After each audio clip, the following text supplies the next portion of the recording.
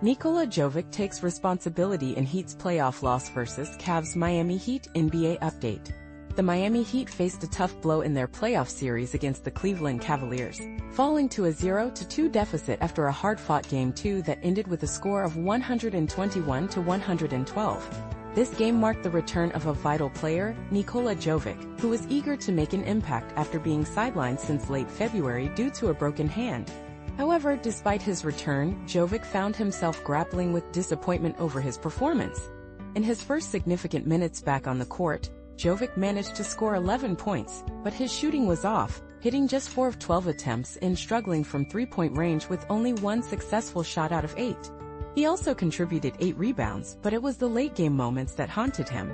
As the Heat fought back from a double-digit deficit to close the gap to just 2 points, missed opportunities and a critical turnover proved costly, sealing their fate in the game. Taking the loss to heart, Jovic stepped up to take responsibility for his mistakes.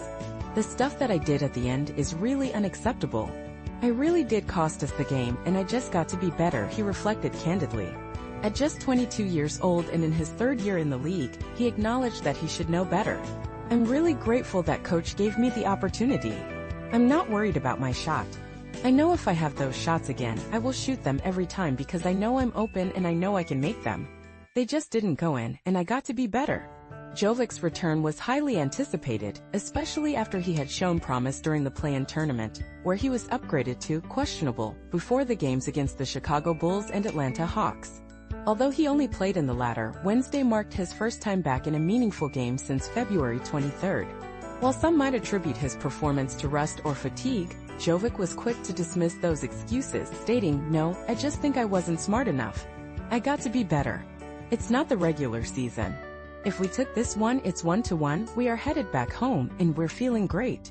On the other hand, Heat head coach Erik Spoelstra remained optimistic about Jovic's contribution.